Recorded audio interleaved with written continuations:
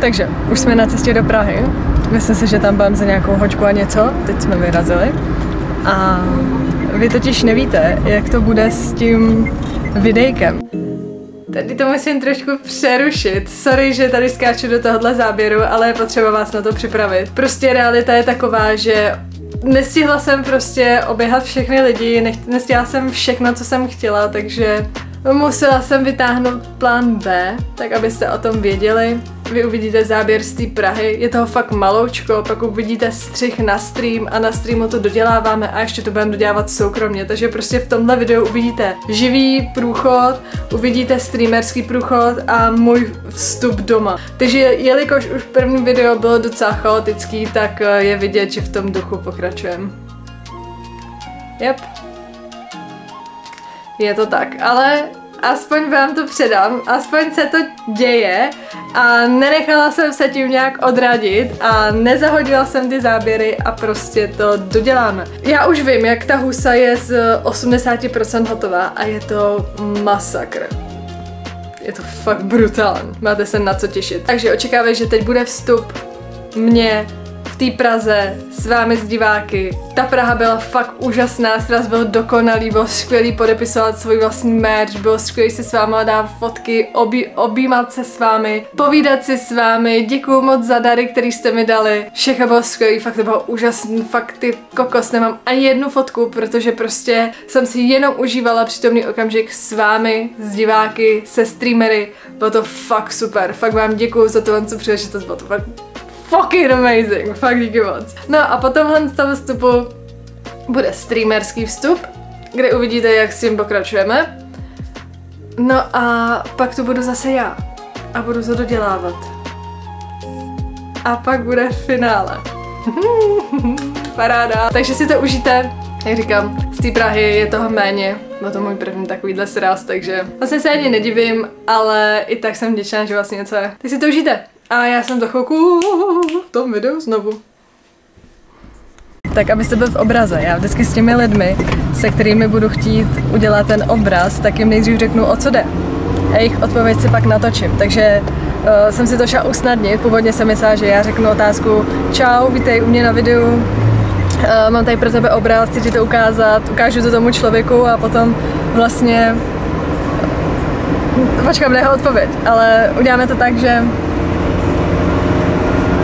jeho odpověď bude na kameře a asi nic jiného, protože se budu strašně stydět a budu šťastná, když zvládnu tohle, takže jo. Držte mi palce, hele, už tam vyrážíme, Kačka řídí a snad to dobře dopadne. No ty jo. Tak či onak to bude sranda, zábava a snad všechny tyhle ty věci, takže se uvidí. No, uvidíme se dál.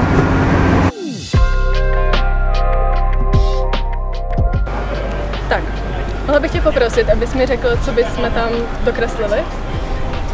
Na tu husu bych dokreslil klobouk. Klobouk? A jaký? A jakou barvu bys třeba dal? Třeba cylindr, černý s fialovým pruhem. Dobře, ok, děkuju moc, děkuju. Budu tady k Bezexovi. Tak Bezexičku, co ty bys si tam rád dokreslil? Já bych jí do zobáku dal hrneček. Hrneček, hezký. A nějakou barvu hrnečku, něco? Třeba fialovou. Fialový hrneček, pěkně, děkuju moc, děkuju. Co ty, Anžo, co bys tam nakreslil? Já bych jí dal krásnou červenou pentli kolem krku. Ok, dobře, děkuju moc, děkuju. Co ty, Kamenčku, můžeš klidně měnit barvičku té husy a tak? Já bych jí udělal laserové oči. Ale nevím, jestli to tam nebude moc zavázat. Jak jste všichni, jste taková tichá pošta prostě. Děkuju moc. Děkuju. Tak. No, já bych jí dal žezlo a jablko a korunu. Ok, tak koruna to nebude, tam už máme čepici, to už řekl.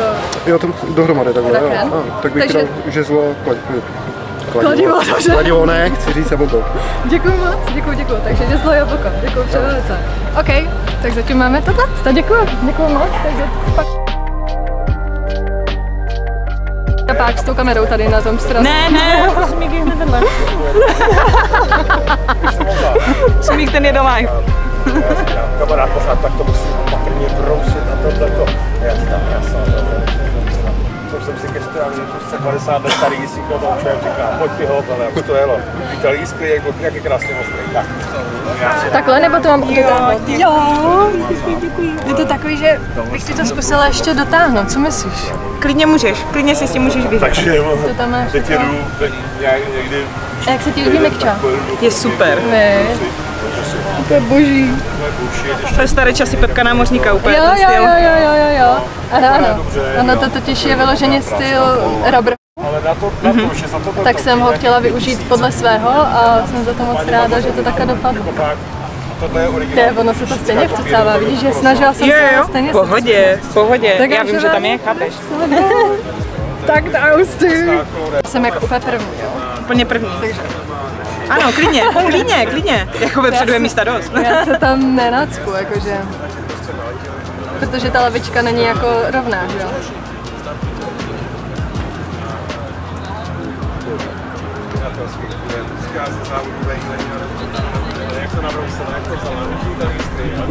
Já si neumím představit, podepisovat si, kdybych nebyla umělkyně, jakože, jak bych jako měla podpis, když nejsem umělec. No jasně, no. Jak to Já mám dávají, parafu. co jsou jenom streameři, jo. Takže takhle, ještě bych mohla trošku to tam zkusit. Jsem říkala, kdybych věděla, že není bílá barva na textil, tak si vezmu bílé tričko. Celé naprosto výjimečné. Jo. Chápu. Jen ti zima. Ne.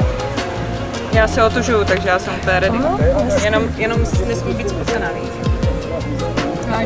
Ráda se stalo, já moc děkuju za tento zážitek. Ty fogo. Fuck yeah.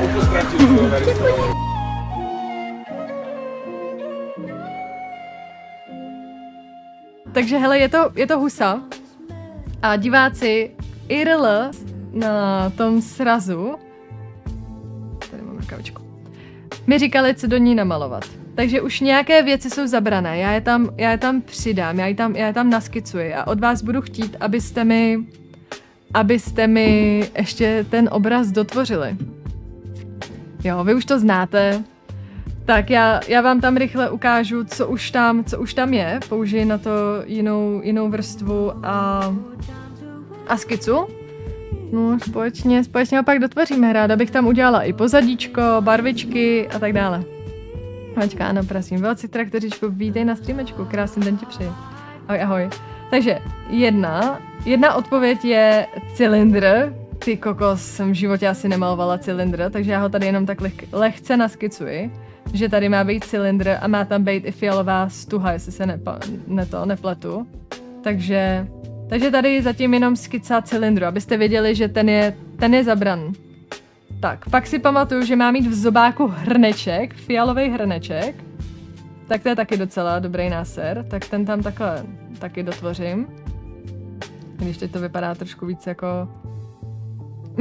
jak nějaká kabelka, ale nebojte, bude to vypadá jako hrneček.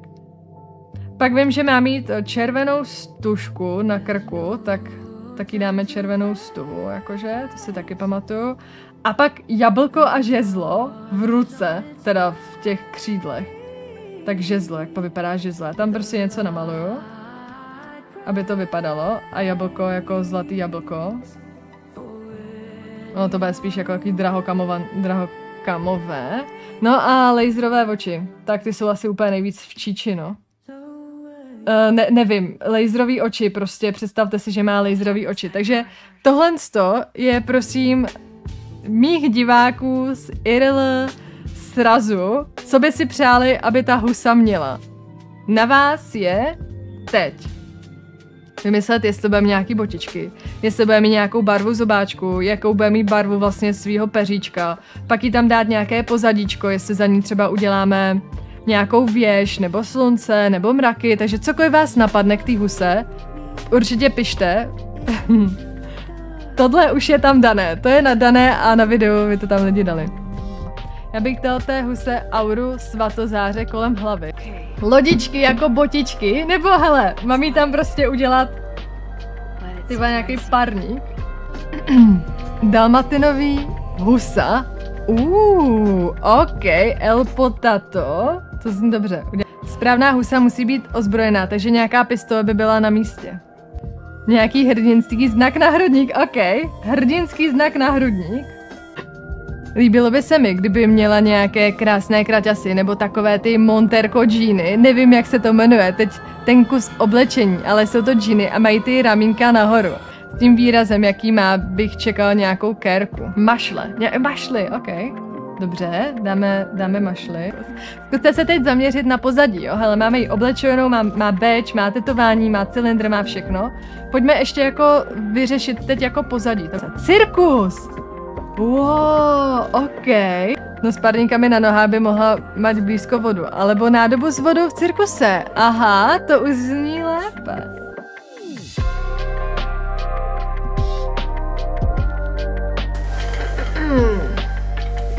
Takhle to vzniklo, no. Jako fakt beze srandy, prostě diváci v Rigrových sadech mi řekli, co tam budou, diváci na streamu mi řekli, co tam budou, to už jste viděli, tady to mám a já tomu jdu s vámi dodělat pozadíčko. Ten bar, jakože to je nějaký boss z nějaký videohry, jo. Pak to bude finish. Co to říkáš, jak se ti líbí tenhle projekt? Je to zajímavý, mně se to hrozně líbí, jakože fakt super. Super. Amazing. Už mi skoro přijde jako docela přirozen, že se tady často potkáváme. A ještě se tu často potkávat budeme.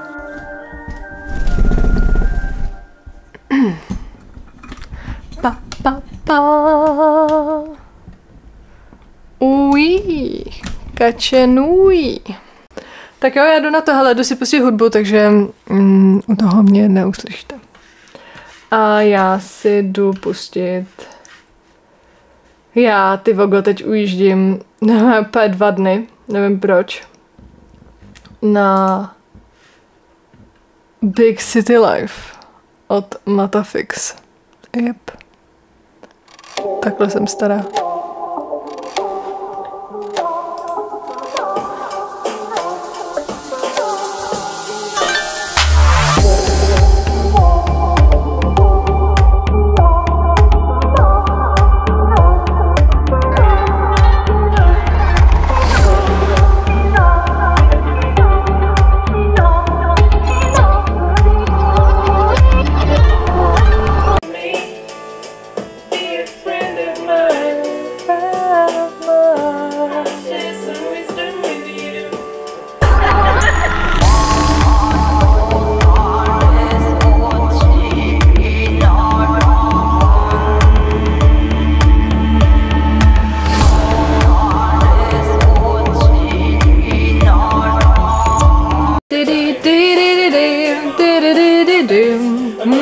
Babylon back on but this big city life.